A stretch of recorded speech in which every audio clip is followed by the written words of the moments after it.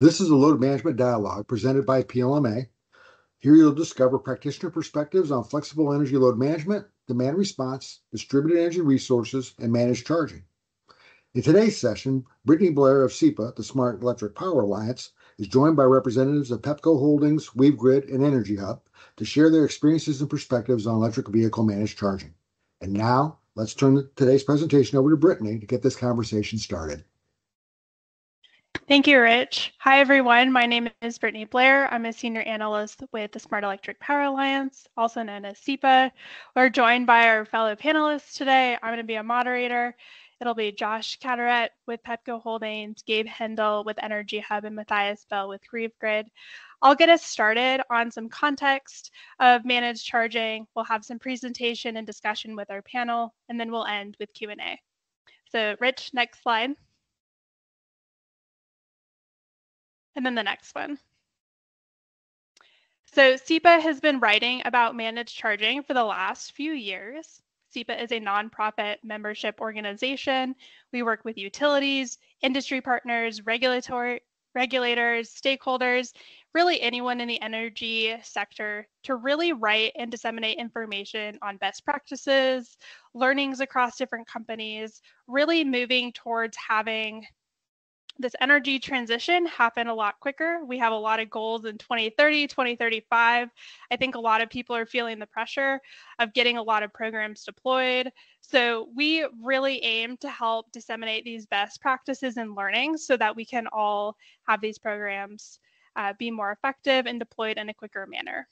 So if you're familiar with SEPA, we've been putting out our State of Managed Charging series.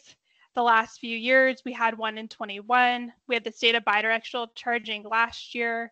And this year, we are focusing on both the distribution level managed charging and why that is important as more programs come to scale, but also what are the challenges that remain in the managed charging space and why we have not yet seen as many managed charging programs as you would think for having been talking about this for so long. So here on the slides are some free resources that we can reference. And then Rich, can you go to the next slide? So for a refresher for our audience, managed charging is a spectrum.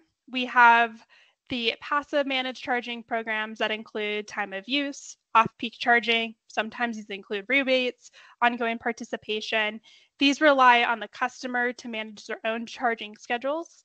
Then we have active managed charging, and this is going to be the focus of our discussion of how are we moving towards more managed charging programs. Rich, it's fine, you can leave it. What are really the challenges for moving to full-scaled programs, and what some of the industry is starting to do to address these challenges? Rich, next slide. One of the challenges that we are still seeing in the managed charging space is that overall enrollment is still fairly low. This year, we've been looking at different programs for this report, and some of even the premier programs in the United States are at 13, 17% of the population that could be enrolled in the program. Other ones are getting closer to that 40 to 50%. But overall, we're still not seeing that all customers are enrolled in these programs. Part of this is customer education. Other ones are that we've had pilots that have sunsetted and people are not enrolled anymore. We have had issues with figuring out who are the EV customers in territories. More utilities are looking towards working with their local DMVs or working with software providers that can do AMI disaggregation to figure out who has EVs and who doesn't and to target directly to those customers. So there's a lot of issues that still exist for getting more people enrolled in these programs. Rich, next slide. The other focus of the report is seeing how effective are the programs that have been conducted. What is that starting to look like for the industry? And how effective are time of use and demand response? This table is highlighting a few of the programs that we looked at in the report. You can see that Con Ed, Consumers, National Grid have really strong percentage of moving all the charging from on-peak to off-peak times. Primarily, these are time of use programs that incentivize customers to move that charging off-peak. So while this looks great on paper and does have an impact on the generation system, if you only look at time of use, you're going to miss a lot of the value of a fully packaged managed charging program, and it's missing the distribution impacts that can occur. The other reason you need to look at the full picture of EV managed charging is that on peak generation, that capacity reduction for each EV is actually much smaller than has been anticipated due to the size of the level 2 chargers. So for the average customer, if they have a 7.2 kilowatt charger, you would think that their capacity reduction would be closer to this level. In actuality, in programs, we're seeing that that capacity reduction is about 0.2 to 0.4 kilowatts per EV. So much smaller, but this is only if you're looking at the bulk system. When you start looking at the distribution system, you're still going to see that much higher impact of the EV charging. The reason it's so low at the bulk system is due to customer charging habits. A lot of times people charge their vehicles every 1 to 3 days. So if they're only plugging in every third day and they only have a 30% chance of even plugging in during an on-peak time, most of these programs have about an 11% chance of any of the EVs enrolled actually charging on peak. So that's why at the bulk level, EV charging is much lower than anticipated. Rich, next slide. And these are reasons why utilities need to start looking at the distribution level impacts, because the distribution system is going to be seeing the impacts in a much different manner. What I have on this graph, and will be talked about by the other panelists, are the impacts that are seen not only on the distribution level, but also from other programs. So time of use and demand response programs are pushing all of this EV charging into the overnight periods. And you can see at midnight through 3 o'clock in the morning on this graph, you have a lot of EV charging. While this is fine for the bulk system, this isn't going to be as acceptable for the distribution system that can't handle all of those loads. So this is where having multi-layer optimization, having a more holistic look at EV charging is becoming increasingly important for utilities. And that's the foundation for the discussions today. And then I have our last slide, Rich. And I'll leave you with some trends that we'll be talking about in the paper that'll be coming out in September. One is that as utilities have studied managed charging, they're moving towards having more flat rate subscription and or incentive models. This looks like something where a customer would get $12 per month for having 80% of their charging off peak. This is creating simpler incentive mechanisms for customers that they know that they can rely on. They have more insight into what their bills can look like, and they don't need to see all the complicated back-end work that the utility would see. The other aspect that these programs are starting to incorporate is moving towards an 80% rather than 100% peak compliance. This is because technology can fail. Your Wi-Fi can go out and your charging session isn't captured. Maybe the data was lost, or maybe there was an over-the-air update for a vehicle, and so a program now has lost several of those customers for a period of time. This would lower the compliance for some customers, which would make them a little bit frustrated because these are outside their control. So more utilities have started moving and examining if they lower incentives and go towards 80% off-peak charging compliance, that improves the customer satisfaction with the program. And then some other trends are utilities are offering more programs and more tiered options for managed charging. They're incorporating time of use into demand response programs, dynamic programs, and creating these full packages for customers. And then overall, keep programs simple, have customers really set it, forget it, enroll, and don't think about it until they get their bill savings.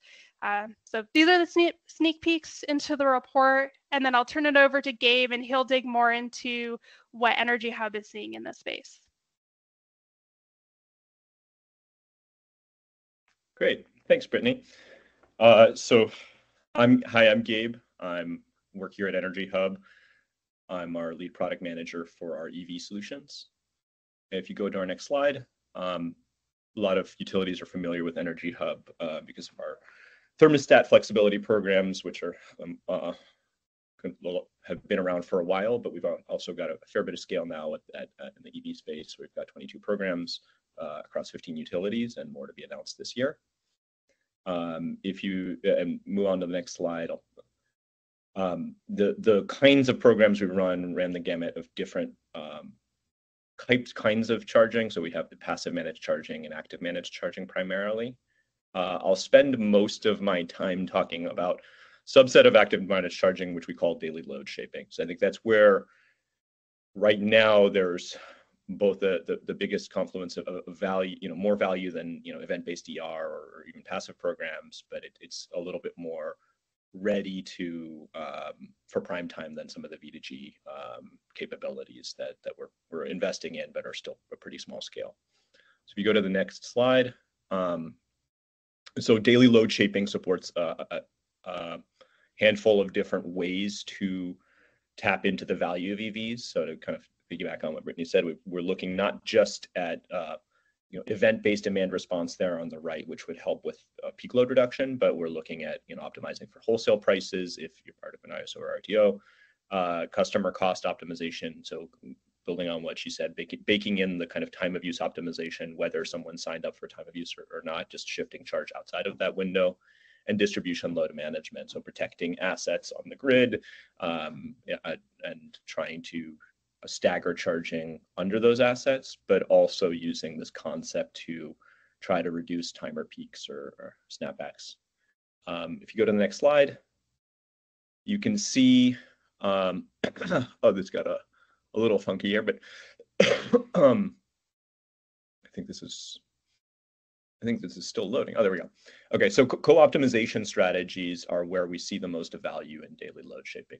By virtue of allowing utilities to input a bunch of data that we can account for in determining charge schedules for vehicles, we can account for lots of different grid inputs and more flexibly shift load. So when you that leads to better on-peak energy performance and reductions in peak power. So what you see on the left there is, if you had a passive program or an active program that just shifted a load outside the high cost period, that's good relative to a baseline.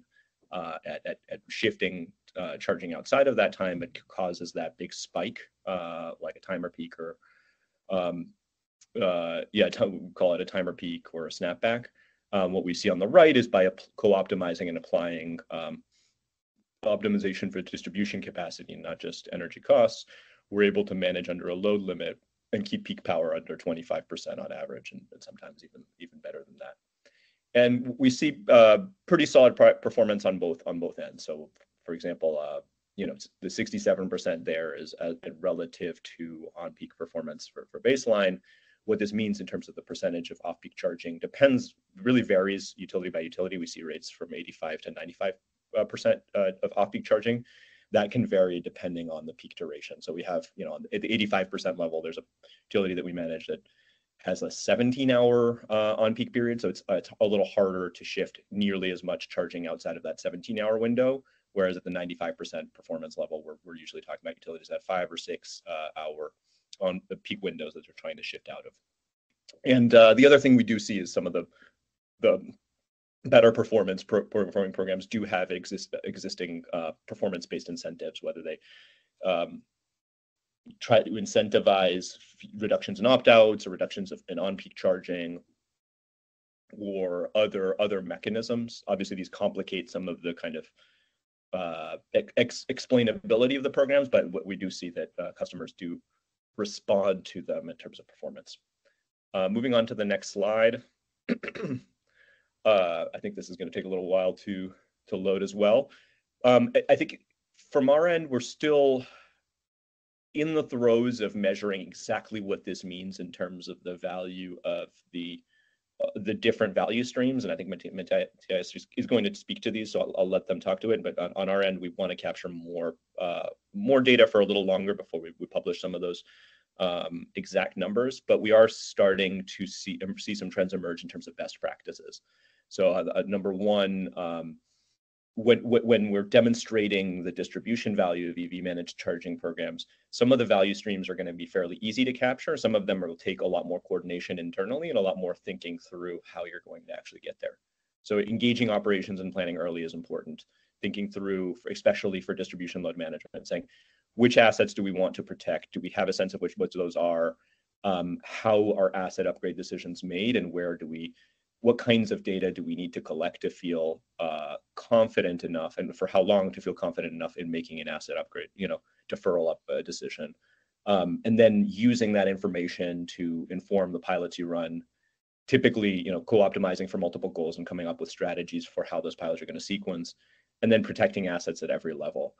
We see typically, utilities have said that they're more likely to defer service transformer upgrades in the near future than something higher up like a substation, but both are valuable to start to collect data on. And then I think the last point that I don't think is rendering there is just around being able to consider non-EV sources of load. Oh, there we go. So one of especially when you're thinking about protecting the distribution grid, there's only so much you can do with EV source of load. For under any service transformer, say, you'll get some fraction of the EVs signing up for a managed charging program, and so you'll only be able to stagger some of their charging. But under that same transformer, there may be, there's going to be thermostat load, there's going to be battery load. For folks like Energy Hub, we think about this holistically and saying, how can we get more load shift across more device types in order to achieve better outcomes? Because ultimately, it's going to be about how much margin you can reduce in order to drive investment decisions or kind of operational decisions. Moving on to the next slide. I won't spend too much time here other than to say we view the space that's emerging as we see ourselves as an edge terms, handling a lot of different capabilities from enrollment through to dispatch and group management, and we see our role as being able to enroll any type of device type, not just EVs, and being a layer between that and a grid terms that spends a lot more time thinking through, how to interact with ADMS and GIS systems. We are, in active works on integrations there to have them send dispatch and control signals, and for us to kind of give back resource availability so that these things can work in tandem at scale. Going on to the next slide. And lastly, I'll end on this because all the performance that we talk about really comes down to having a good customer experience, right? If your drivers aren't happy with the program, it's not going to be long-lived and it's not going to scale. We've seen, luckily, that largely drivers are pretty happy. 95% of them reach their target charge in time based on surveys, and less than 5% of them, often even less than 3% of them, opt out regularly, like more than twice, and fewer than 10% have unenrolled from any of our programs. So most users are kind of set and forget, to what Brittany was saying, but some of them do also want to know information. So we're balancing the needs of the folks who are just saying, hey, I just want the money, don't bother me, and the folks who want a lot more information. And to that end, we have apps. We have an app. We have embedded partner experiences with some of our VSE partners, and we have email newsletters. And I'll just highlight a couple of the early performance indicators here. On peak charging, we've seen the emails reduce that by a third, and we think we have more gains to be realized across our partners. And then finally, one area that I haven't heard a lot of folks in the industry speak about was the connectivity rates of devices. More than opt-out rates, which utilities tend to focus on, connectivity rates are actually somewhere where there's more issues. On EVSEs, they tend to be offline a fair bit, like over 10% of EVSEs across our programs come in offline. People never set them offline in the first place, Wi-Fi connected, or they're out in the garage far away.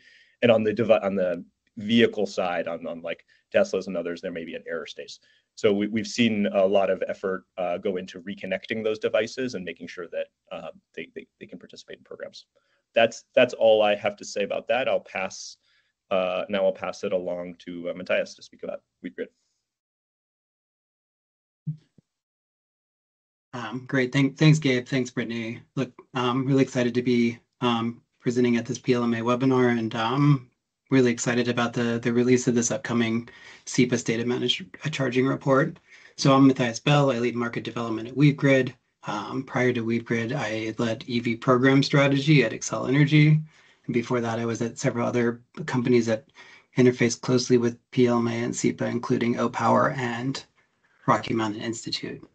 WeaveGrid is a software company focused on enabling high levels of transportation electrification. We work with utilities to support planning and managed charging programs. We support around 30 managed charging programs around the country today that are focused on active managed charging, with it, many of which have a distribution optimization focus. We work closely and partner and have contracts with automakers and charging manufacturers.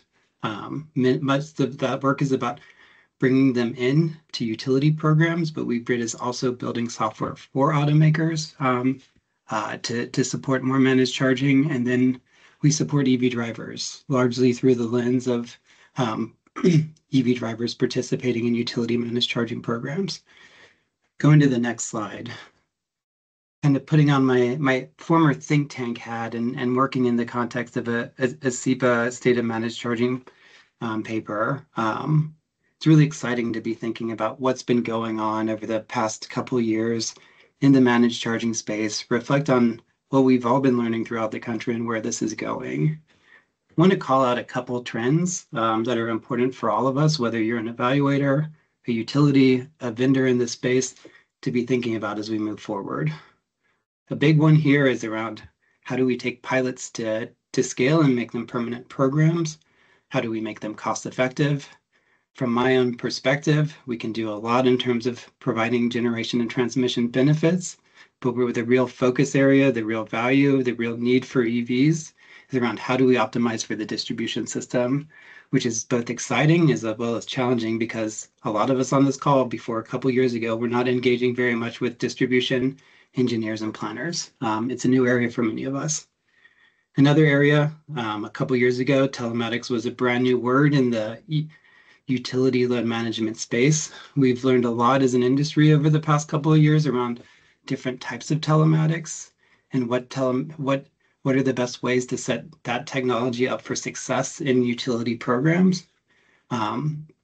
There's more being done around managed charging in terms of setting it up in the overall utility program infrastructure. To date, a lot of the efforts have been around single family managed charging. There's good reasons for that.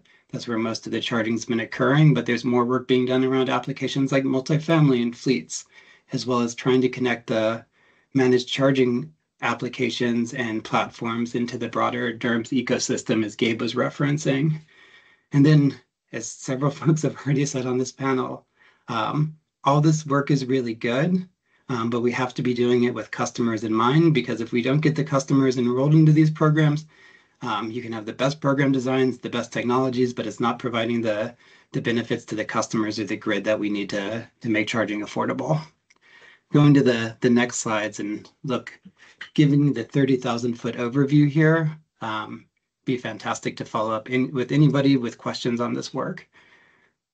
From a cost effectiveness and managed charging perspective, it's really important for us to all keep in mind that EVs are unique from a load flexibility perspective. EVs are parked for 12 hours. They typically are plugged in for 10 hours. They, on average, charge for 2 hours. There's a lot you can do with that 2 hours of charging across a 10-hour period of time in terms of making sure that that charging is hitting the system at the lowest impact and at the lowest cost. Going to the next slide.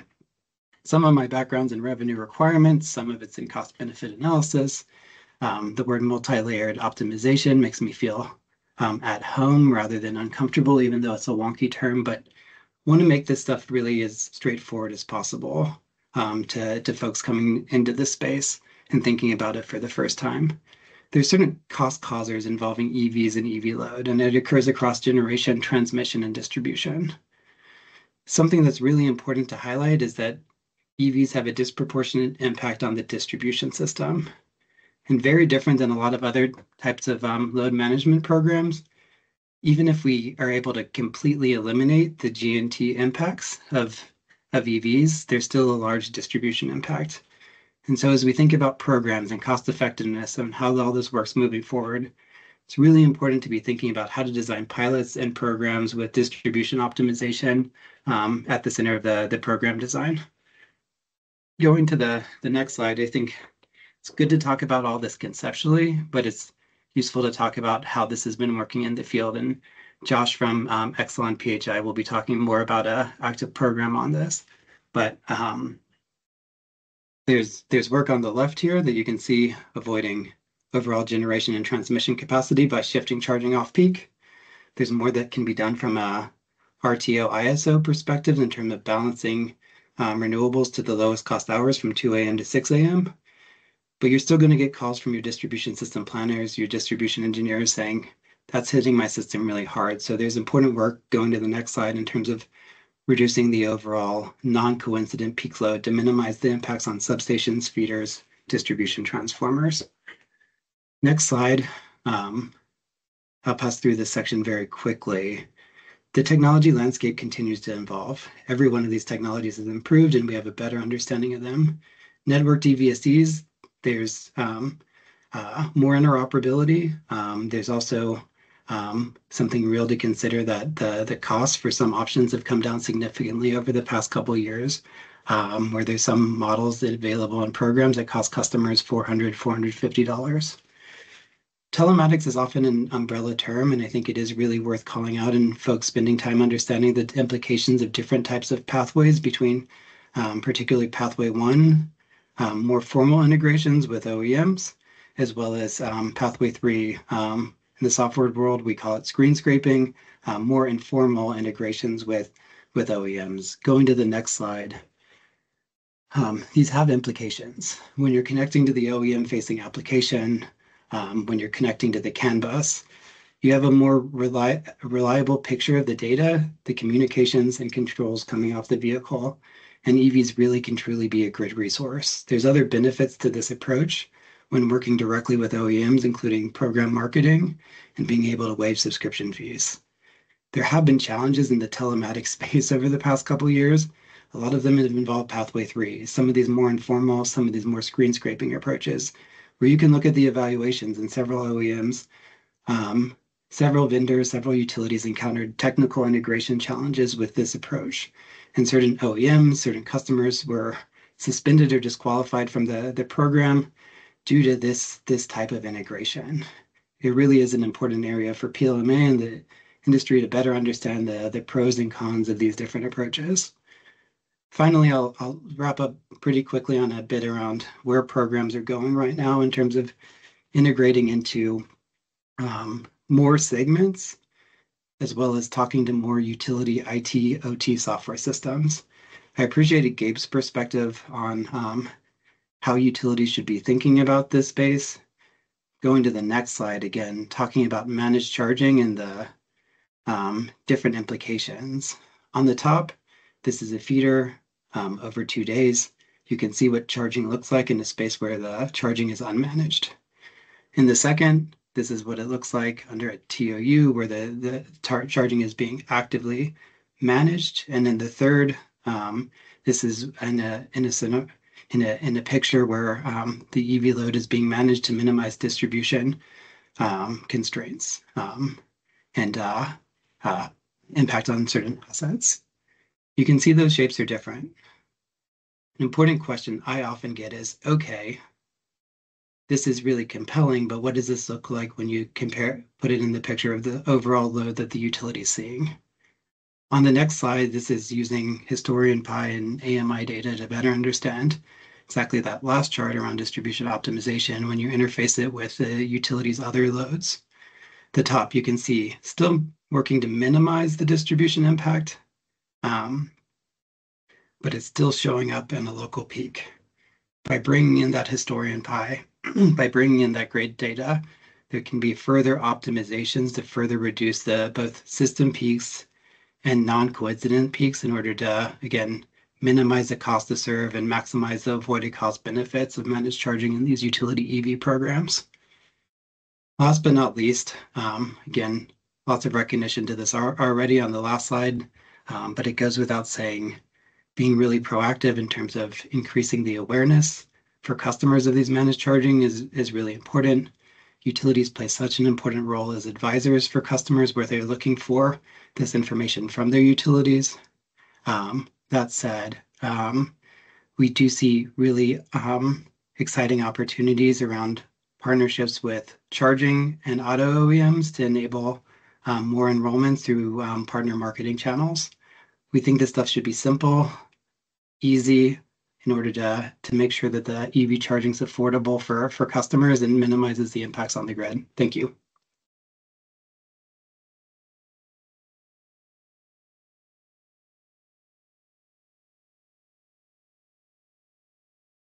Hey all, my name is Josh Caterett. I'm happy to be here talking about our exciting DOE Smart Charge Management Pilot.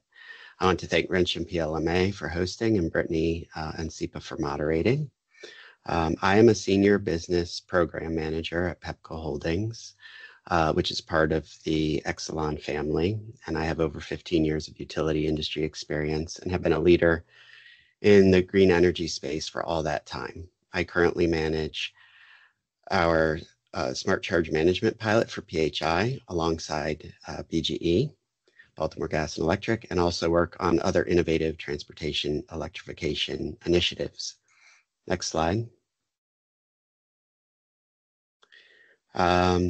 Yeah, I'm just going to talk about our Smart Charge Management Pilot, the two parts of it, residential program and the public charging network program, talk about some numbers, the work Argonne National Labs is doing, and then where we're headed. Next slide. I can let you read about our utilities later, but just to point out the Maryland service territory, the purple there is Pepco. The teal is Baltimore Gas and Electric, and the dark blue in Maryland is Delmarva Power. Next slide, please.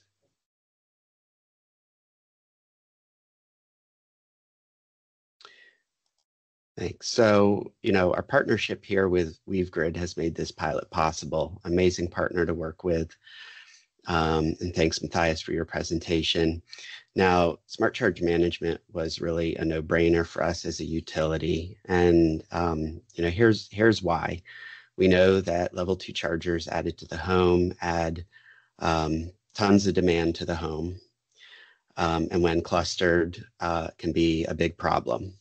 But we have an out, and that out is, I think Matthias showed similar numbers in his presentation, but 80% of charging happens at home, and the car at home is parked for a long time,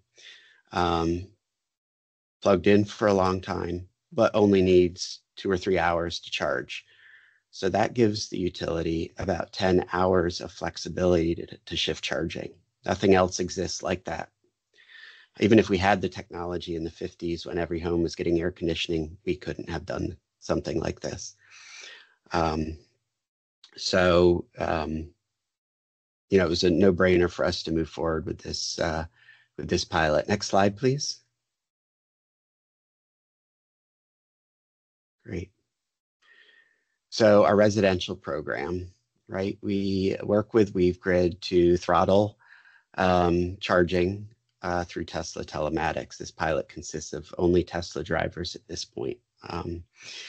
Drivers set their charging schedule, and the vehicle is ready when they need to leave. You've heard already how, customer preferences are important as we move forward with permanent programs.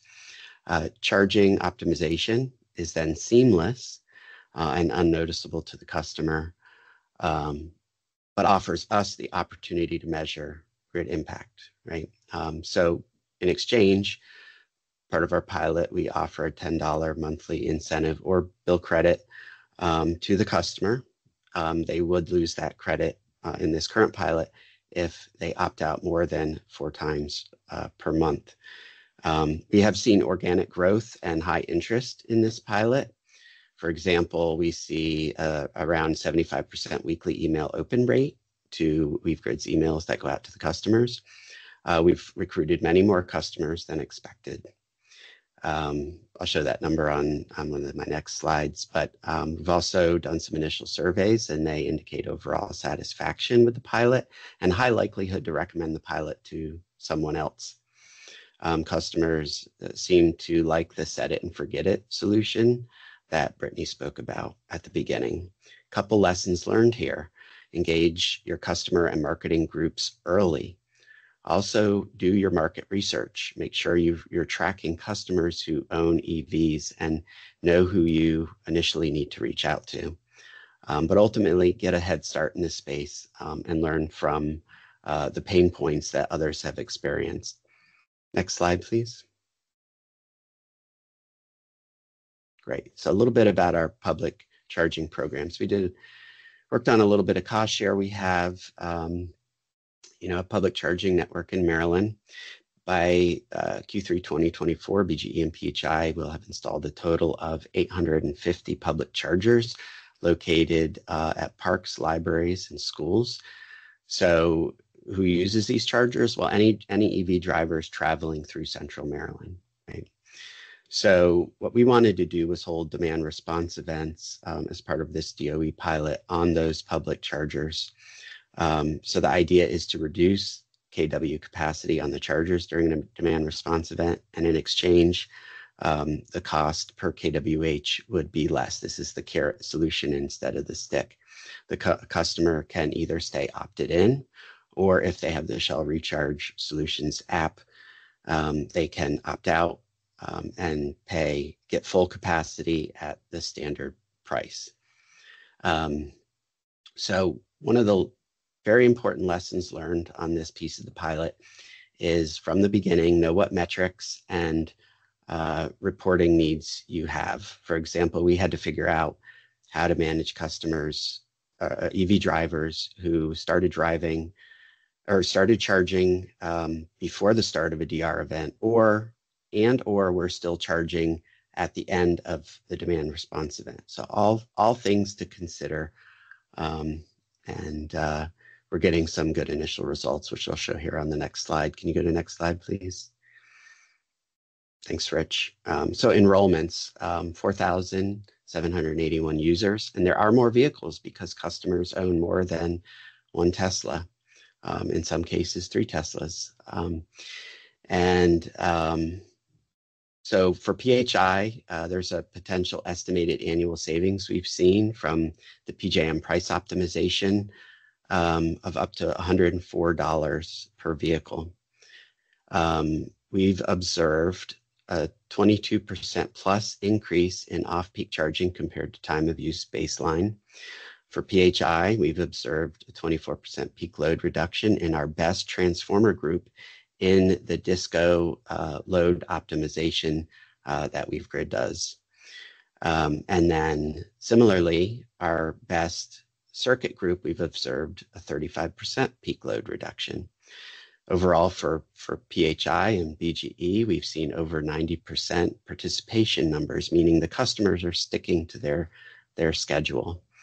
Lastly, in the demand response events on our public chargers, we've seen 40 to 57% kWh saved compared to a control event, which we've been doing 1 week prior to the demand response event. So really great numbers, just was trying to tie them up in a nice bow there on one slide. Next slide, please, Rich.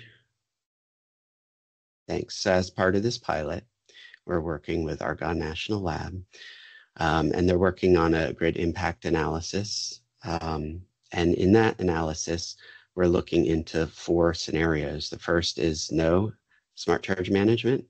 2 is expand enrollments by 10,000 customers each year. Third scenario, expand by 50% each year.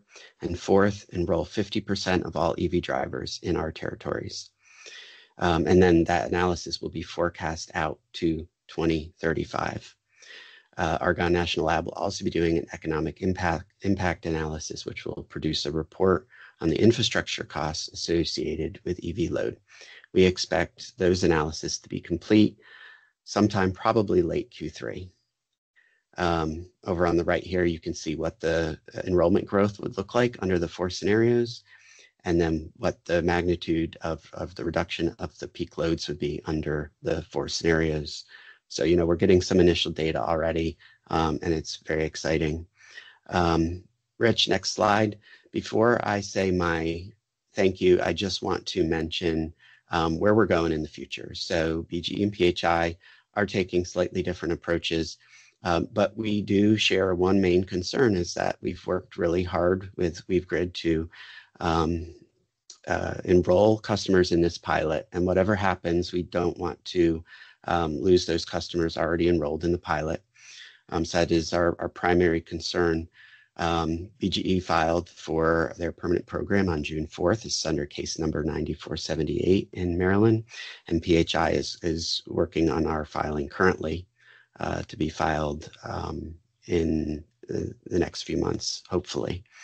So with that, I want to say thank you for listening in, and I look forward to Q&A and the panel discussion. Thank you, everyone. I'll get us started on our first question, and then we'll turn it over to the audience. And our speakers can come off and show yourselves if you'd like. So I think my first question is, what can the regulatory and legislative bodies do to help utilities move towards scale? You all talked about different challenges, this transition to looking at the distribution grid. How can the broader energy environment help utilities adopt these programs?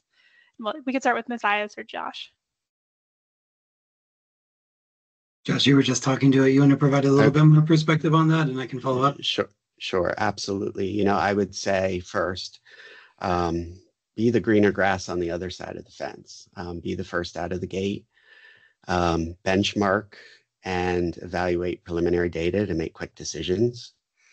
Set a schedule to evaluate programs and be open to making frequent and continuous changes.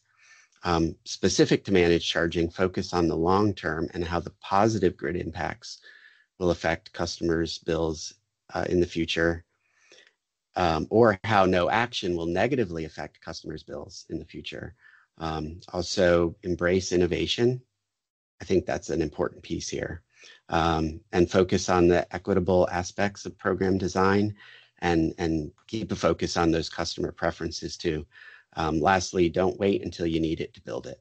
I think those are some important points I had in my notes that I wanted to mention here.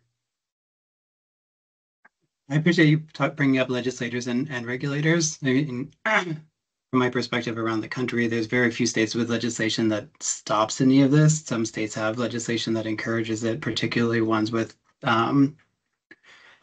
statutes around transportation electrification planning or distribution system planning.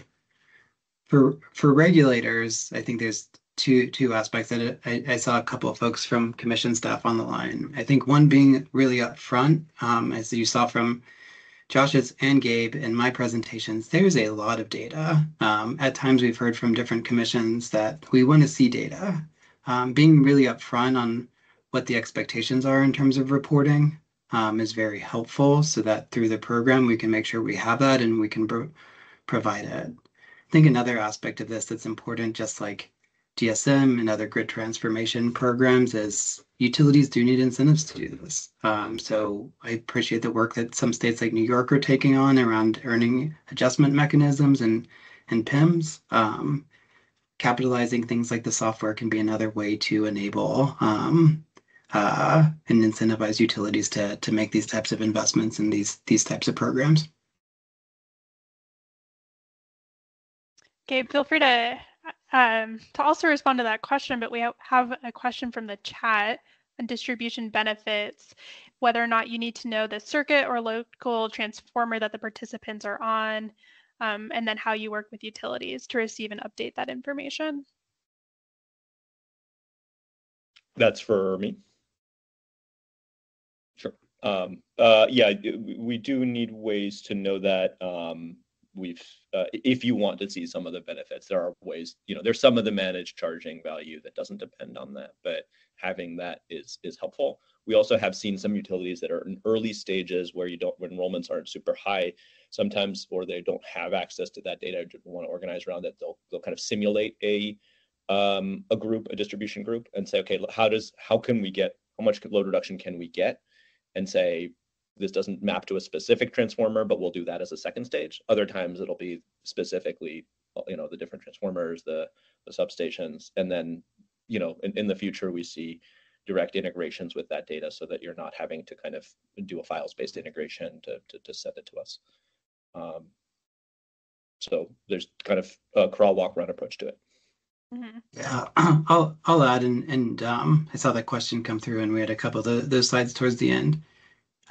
You can do a lot in terms of providing value, in terms of avoiding costs without additional grid data, in terms of self-balancing and optimization without that ingesting grid data, but goes without saying, having that enables more value to be unlocked. That can be through things like historian pi data. Of course, the GIS and grid topology data is very useful for that as well.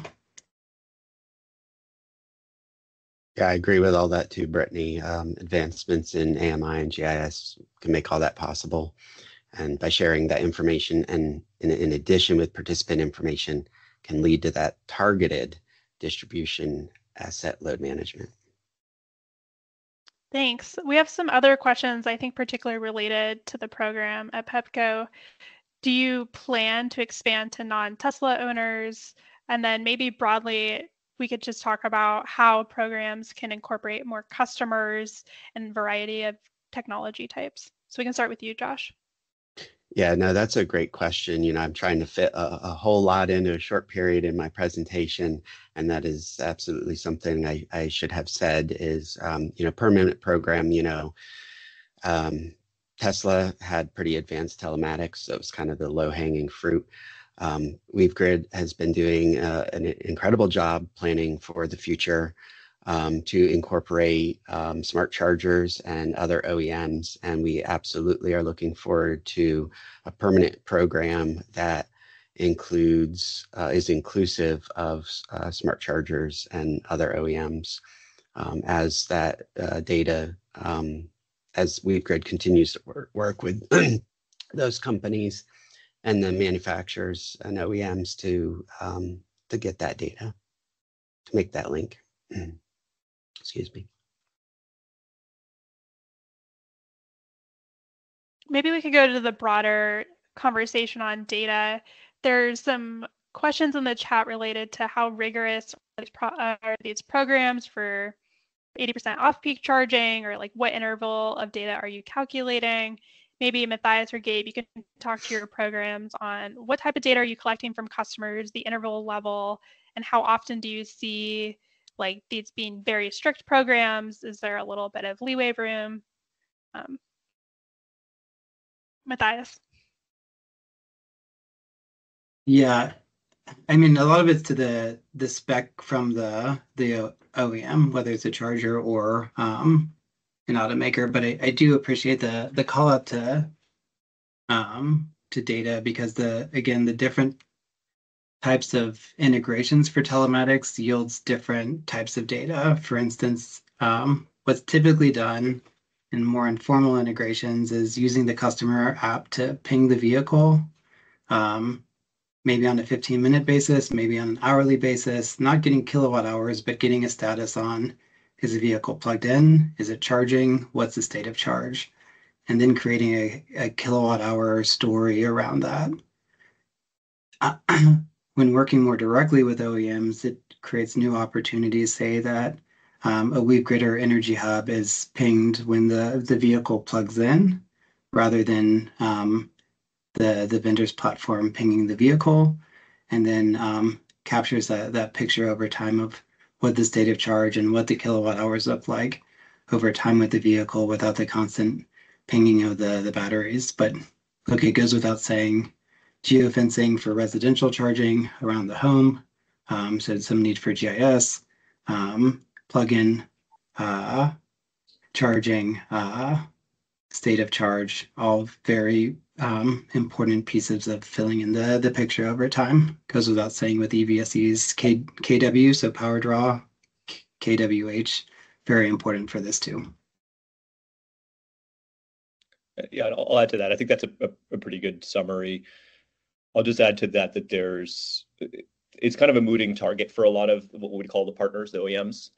They hadn't always designed with managed charging programs in mind, and so part of what we in the WeaveGrid would do is help walk them through the ideal integration, and sometimes they can leap all the way to there. Sometimes they'll say, okay, let's kind of take baby steps in that direction because there may be some architectural work they have to do in terms of the polling frequency or the way that they the polling mechanism. We do have some kind of minimum standard. So, we say, especially for these managed charging programs, we want at least, at most every 15 minutes a vehicle data, and we do some testing before we actually ever enroll any vehicle in a program. So even if we do work within an OEM, we'll incorporate them in an internal program. We'll basically create a kind of fake utility program. We'll test everything about the data integration quality and ensure that it's sufficient before ever putting them in a utility program. There's also a lot around protecting customers as well. Especially with this kind of polling mechanism, there are times when a vehicle might be parked for a long time, somebody doesn't plug it in, they might be on vacation, and so there's a lot of tricks around kind of not polling too often. But we recommend, kind of the ideal is a combination of polling every so often, and then like Matthias said, on an event-based kind of webhooks or something like that, where you're saying for specific items where like plugging in or out or charging start or stop, we want to know right away. So that's important not just for achieving performance, but also for letting the driver know right away. Like if you plug it in, that's when you might want to know, hey, am I going to stop charging right now? With a polling mechanism, you'll only know 15 minutes later. And so, you might not even find out because you've kind of stepped away from the car. So we've seen some vehicles kind of be at that state where that lag is both causing, I would say most of on the active program, not most, but the plurality of the off-peak charging performance we've seen. So, one of the programs we were looking at was like 15% of 15% off-peak charging, and we dug into it. 7% was actually just the lag between somebody plugging in and us sending them a control signal based on just the polling frequency. So all that's kind of a moving target for the industry. I think the OEMs know where we want them to go. But we have to sometimes work with the realities of where they're at. They're in a much better place than they were a few years ago in terms of just like coming to the table and wanting to do these integrations. But sometimes the reality is they'll say, well, what's the quickest thing we can do to get started? Mm-hmm. Yeah. A little bit different focus, but one of the questions is whether or not we are seeing a net impact of EVs putting downward pressure on rates for all ratepayers. I know in the work that we've looked at, the overall answer is yes, but this has still been in the early days of EV adoption that all of the charging has been putting downward pressure, but there could be issues in the future. Maybe the three of you can add a little more context on what you're seeing in programs. Yeah, so when we all suggest that, when we put that talking point forward, some people nod quickly and it gives other folks a lot of heartburn. I think backwards looking, we can say that like to date, EVs, particularly when the charging's happening, we've been somewhat fortunate for even non-managed charging vehicles that a lot of this hasn't been hitting the system during the peak times. And so there has been available capacity to soak up EV load. But look, EV load is doubling every 2 to 3 years for all utilities. This is exponential growth. That available capacity is getting soaked up. And without managed charging, without doing it in a cost-effective way, that talking point that EVs put downward pressure on rates comes more at risk. Really appreciate the efforts of utilities like Exelon, but many others in the country that are at the forefront of making managed charging happen. So we can continue to use this downward pressure on rates, which is a really important piece of this story around why there's a need for public policy support for enabling decarbonization of the transportation sector with electrification. Josh, Gabe, anything on that? Yeah, absolutely. Working with this through this with WeaveGrid and Argonne National Labs, we can show through the different types of optimization, we can show the potential savings. You heard Matthias mention public policy support, right? And there's got to be The industry has to continue to shift because we have to work on different ways to procure our energy. Otherwise, they could remain theoretical in some cases, those savings. So we can prove the savings, but we want to make sure they're actual. So we know there can be downward pressure on rates, but yes, it goes back to industry changes, that public policy support piece.